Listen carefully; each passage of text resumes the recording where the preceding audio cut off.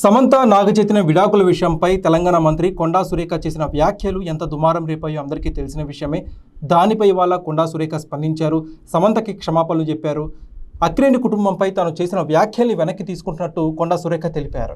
ఈ విషయంపై సోషల్ మీడియాలో కూడా టాలీవుడ్కి సంబంధించిన పెద్ద పెద్ద హీరోలందరూ స్పందించారు. మెగాస్టార్ చిరంజీవి గారు స్పందించారు, జూనియర్ ఎన్టీఆర్ స్పందించారు, న్యాచురల్ స్టార్ నాని స్పందించారు, మా అసోసియేషన్ ప్రెసిడెంట్ మంచు విష్ణు స్పందించారు. ఇలా చాలామంది ఈ విషయంపై కొండా సురేఖ చేసిన వ్యాఖ్యల్ని ఖండిస్తున్నారు. సో రైట్ నో సోషల్ మీడియాలో ఒక హ్యాష్ ట్యాగ్ అయితే ట్రెండ్ అవుతుంది. అదేంటంటే film industry will not tolerate అనే హ్యాష్ ట్యాగ్ అయితే ట్రెండ్ అవుతుంది.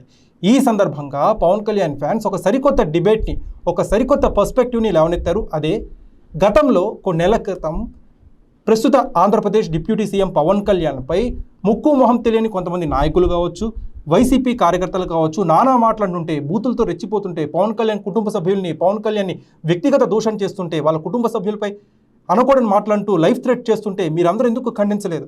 పవన్ కళ్యాణ్ కూడా ఫిలిం ఫెటర్నిటీకి సంబంధించిన వ్యక్తే కదా, సినిమా వాడే కదా, రాజకీయాల్లో ఉన్నాడు సరే, అయినా కానీ మొదటి నుంచి ఫిలిం ఫెటర్నిటీకి సంబంధించిన వ్యక్తే కదా.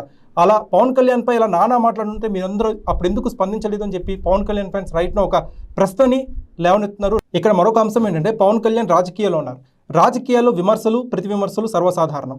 సో అందుకని పవన్ కళ్యాణ్పై చేసిన కామెంట్స్ని లైట్ తీసుకున్నారు. కానీ మనందరం గమనించాల్సిన విషయం ఏంటంటే పవన్ కళ్యాణ్ రాజకీయాలకు సంబంధించిన వ్యక్తి మాత్రమే కాదు, ఆయన ఫిలిం ఫెటర్నిటీకి సంబంధించిన వ్యక్తి.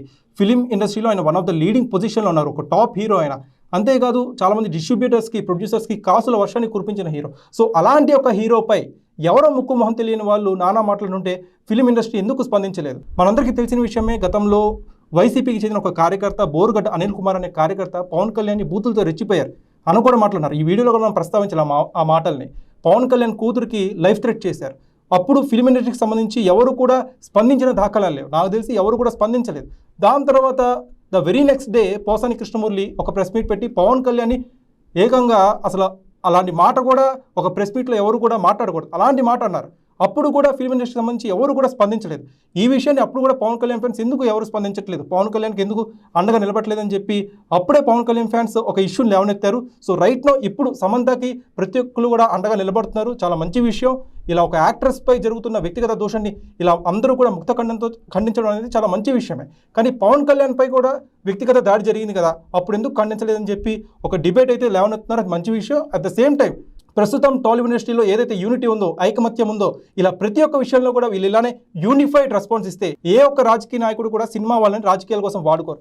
అలానే ఏ ఒక్క రాజకీయ నాయకుడు కూడా సినిమాకి సంబంధించిన యాక్టర్స్పై కావచ్చు, యాక్ట్రెస్పై, హీరోయిన్స్పై కూడా చులకనగా మాట్లాడరు, వ్యక్తిగత దూషణ చేయరు. సో సినిమా ఇండస్ట్రీ వాళ్ళు ఇప్పుడు ఏదైతే ఒక పవర్ఫుల్ రెస్పాన్స్ ఇస్తున్నారో, రాజకీయ నాయకుల్ని డోంట్ కేర్ అంటూ స్పందిస్తున్నారో, ఇలా ప్రతి ఒక్క విషయంలో కూడా ఫిల్మ్ ఇండస్ట్రీకి సంబంధించిన వాళ్ళు రెస్పాండ్ అయితే చాలా బాగుంటుంది అనేది పవన్ కళ్యాణ్ ఫ్యాన్స్ అభిప్రాయం. నా అభిప్రాయం కూడా. మీరేమనుకుంటున్నారో కామెంట్ సెక్షన్లో పంచుకోండి.